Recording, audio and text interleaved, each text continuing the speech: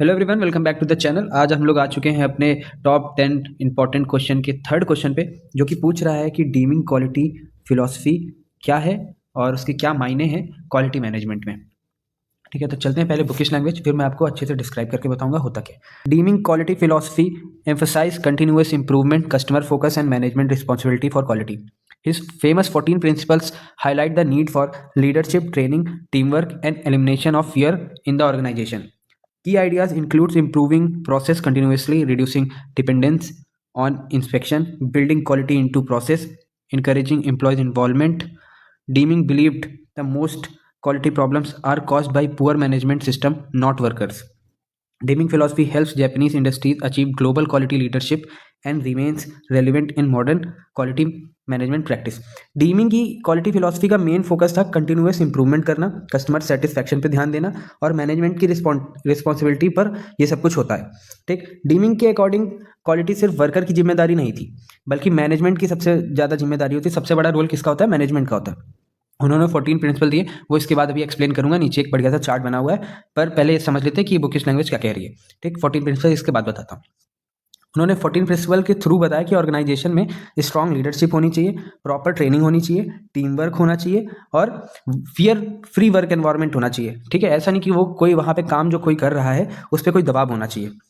Dimming के की ideas में ये बात शामिल है कि प्रोसेस को लगातार इंप्रूव किया जाना चाहिए। ठीक है, इंस्पेक्शन पर डिपेंड रहना सही नहीं होता, बल्कि क्वालिटी को प्रोसेस के अंदर ही बिल्ड करना चाहिए। उन्होंने एम्प्लॉयज इन्वॉल्वमेंट रखा, जिसपे क्योंकि बेसिकली काम कौन करते हैं? एम्प्लॉयज़ करते हैं, ना कि जो टॉप हमारा मैनेजमेंट होता है, लीडरशिप, सीईओ, ये सब हम लोग को काम बताते हैं कैसे करना है, बाकी और चीज़ें वो हैंडल करते हैं। पर बेसिकली जब प्रोडक्ट के हैंड टू हैंड जो फैक्ट्री के अंदर काम कर रहे हैं या मैनेज प्रोसेस में काम कर रहे हैं, वो एम्प्लॉयज़ पे ही डिपेंड होता है, तो उनका इन्वॉल्वमेंट होना बहुत ज़रूरी है, ये डीमिंग बताते हैं। ठीक है, उनके जो आइडियाज़ हैं, क्योंकि वो प्रोसेस के और भी डीपली तरीके से पता है, तो उनको मालूम है कहाँ पे लैक हो सकता है, कहाँ पे वो और अच्छे तरीके से इंप्रूवमेंट कर सकते हैं, तो इसलिए एम्प्लॉयज़ का इन्वॉल्वमेंट होना बहुत ज़्यादा ज़रूरी है। ठीक, अब चलते हैं 14 प्रिंसिपल्स की तरफ कि 14 प्रिंसिपल्स क्या थे उनके। तो पहला जो उनका था, पहला था उनका create consistency of purpose. Long term quality improvement को क्लियर गोल होना चाहिए, सिर्फ शॉर्ट टर्म प्रॉफिट नहीं। सेकंड था उनका अडॉप्ट न्यू फिलॉसफी।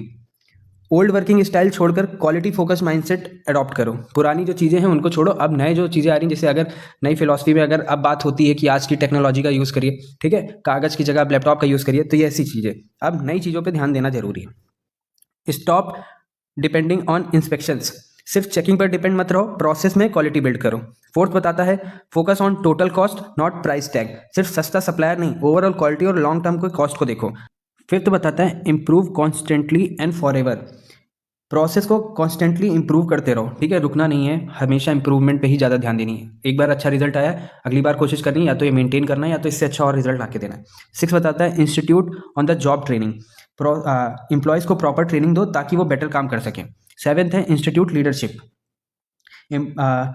बॉसिंग नहीं, गाइडेंस और सपोर्ट देने वाला लीडरशिप चाहिए होता है, जो कि मान लो अगर किसी वर्कर ने सही काम नहीं करा तो उसको डांट फटकार नहीं देनी है, उसको समझाना है, बताना है, जिससे वो अगली बार वो गलती ना करे। इससे क्या होगा? वो मोटिवेट रहेगा, उसको काम जो जिस एनवायरनमेंट में कर रहा है उसको वहाँ डर नहीं लगेगा। तो हमारा जो लीडर होना चाहिए कैसा होना चाहिए कि बॉस गिरी ना करे, गाइडेंस करे, मोटिवेट करे, सपोर्ट करे, ऐसी लीडरशिप वाला हमारा बॉस मतलब लीडर होना चाहिए।